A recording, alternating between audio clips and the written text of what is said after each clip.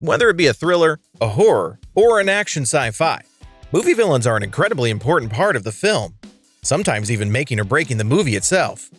With countless movie villains out there, we've all grown to love and hate a few.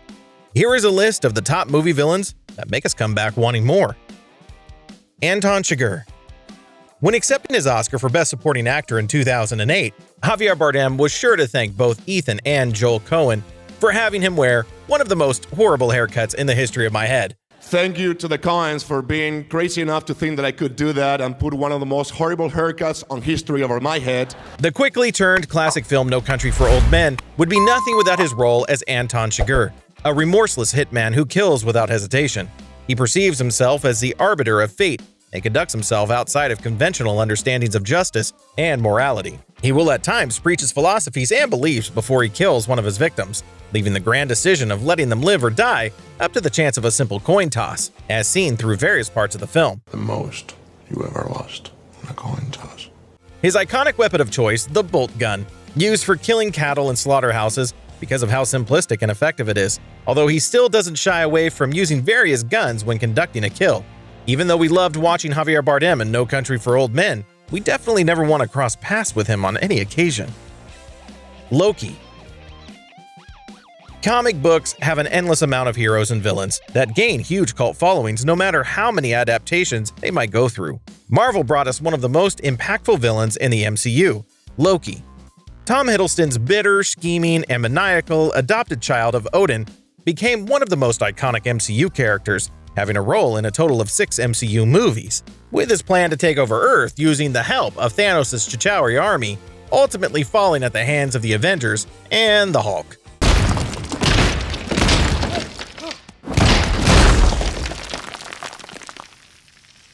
He brought us many memorable and laughable moments through his appearances in the MCU, from fighting hand-in-hand with Thor and his mighty friends, to plotting against him several times throughout the years, and meeting his death at the hands of Thanos. We MCU fans were sad to see him leave. Fortunately for us, we'll be getting a spin-off series featuring the alternate timeline Loki who escaped during Avengers Endgame on Disney Plus sometime in 2020, and so we're looking forward to seeing one of our favorite MCU villains return in the near future. Hannibal Lecter. Hannibal Lecter has been portrayed in many versions in films throughout the years, but it's without debate that it was Anthony Hopkins who made Hannibal a legend with his iconic award-winning performance in 1991's The Silence of the Lambs, easily cementing him a top spot in pulp culture history. Hopkins instantly conveyed to us how horrifying yet beguiling the cannibalistic psychiatrist really was with his solid performance, even with limited screen time. Most great movie villains are defined and remembered by their actions in the movies, but Hopkins' stillness in the film is what was found to be so unsettling for viewers. He peeled away the layers of Jodie Foster's Starling with the use of softly spoken words as he stared at her through toughened glass. What is your worst memory of childhood? Without viewers even witnessing the horrific acts of this serial killer, fear is still quickly invoked by Lecter, as his tongue is proven to be just as violent as any blade or bullet, making him such a compelling yet frightening foe, even with the character being somewhat diluted through his portrayal in Ridley Scott's Hannibal, released in 2001, and Ratner's Red Dragon, released in 2002. One thing's for certain, you definitely do not want to have dinner with this guy. But every game must have its ending. Darth Vader.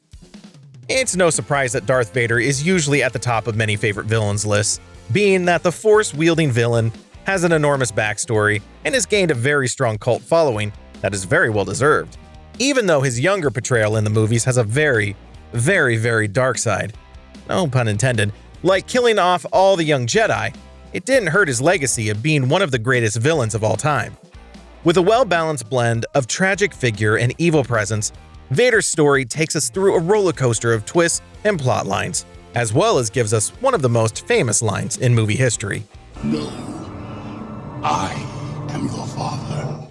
And with the menacing presence of David Prowse and the extraordinary voice of James Earl Jones, Darth Vader takes to the big screen, leaving us in awe in every performance. Before we hit our number 1 pick, here are a few honorable mentions we feel deserve a shout-out.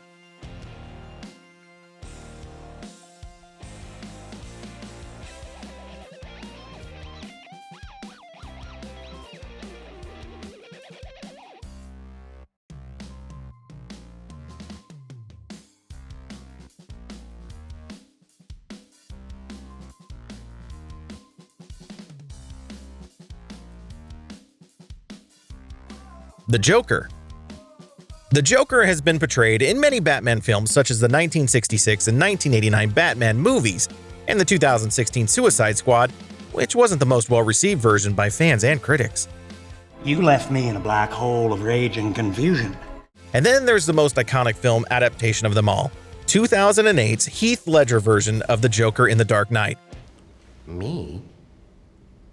Christopher Nolan's Joker was a masterpiece to who the Joker really is, a man who will do anything to achieve his aims, and in the process watch the world burn.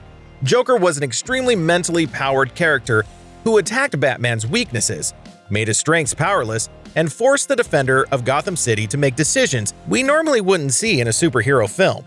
Christopher Nolan's Joker was devoted to nothing but the idea of causing chaos. This portrayal of the Joker didn't cause havoc because he had an agenda for world domination. He existed simply to prove the frustration and fractured view of the world. Heath Ledger, with his amazing performance, created a Joker who was truly terrifying not only in his appearance and effect, but because he became a living force of nature, corrupting the balance of order, never knowing when he would strike next. He had no ties to anything and only devoted himself to chaos and the disruption of order. See, I'm a guy of simple taste. Who is your favorite movie villain? Let us know in the comments section below, and be sure to like and subscribe for more of your favorite content here on Cinemash.